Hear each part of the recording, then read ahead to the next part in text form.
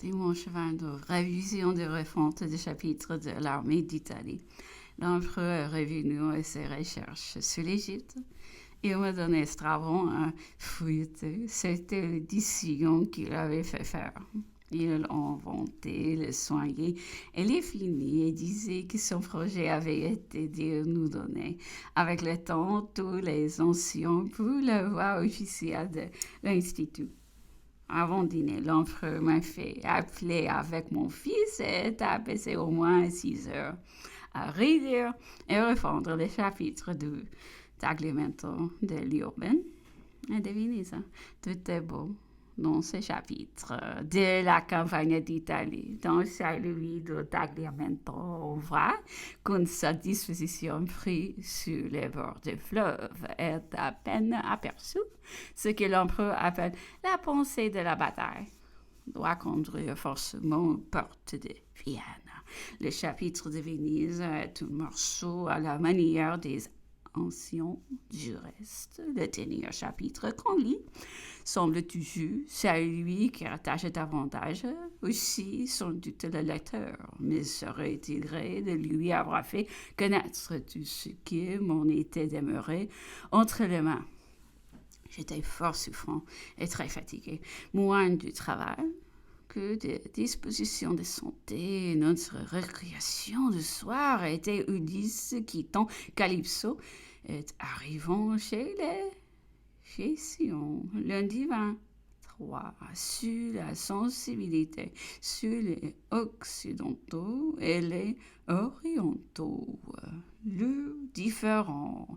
Le matin, dans sa chambre, l'empereur, à travers une foule d'objets, est venu accuser sentiments, sensations, sensibilité, citant à ce sujet l'un de nous qui observait-il prononcer le nom de sa mère qui les larmes aux yeux.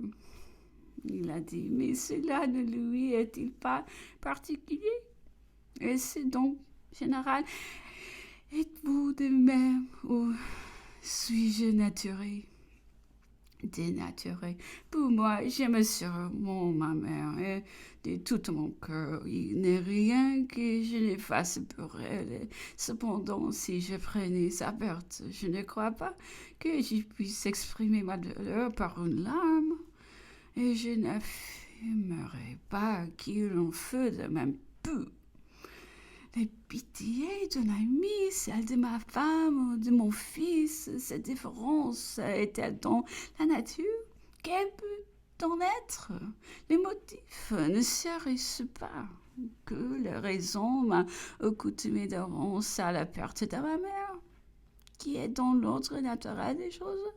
On dit que celle de ma femme et de mon fils est une surprise, une rigueur du sort contre laquelle je cherche à me débattre. Et puis, toute bonnement que c'est peut-être le penchant naturel à l'égoïsme.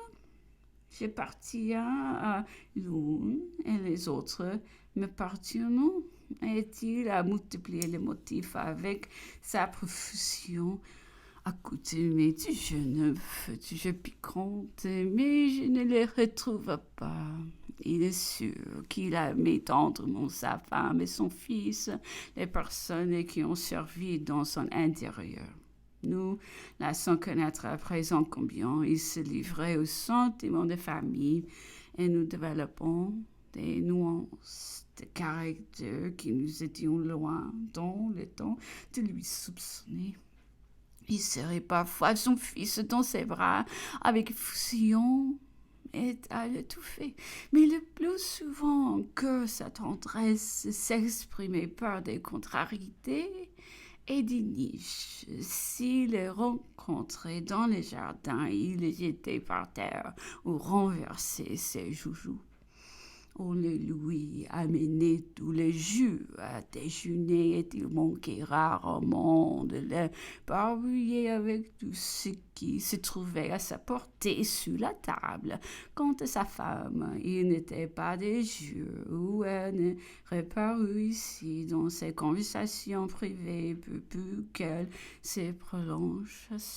Elle finissait tôt ou tard, de manière ou d'autre, par y être pour quelque chose où on devenait l'objet. Il n'est point de circonstances des plus petits détails relatifs à elle qui ne me répétait 100 fois. Pénélope, après 10 ans d'absence, croit ne pouvoir s'assurer de la vérité, confessant à Ulysse des questions auxquelles lui seul pouvait répondre. Eh bien, je crois que je ne serai pas embarrassée de présenter mes lettres de créance à Marie-Louise.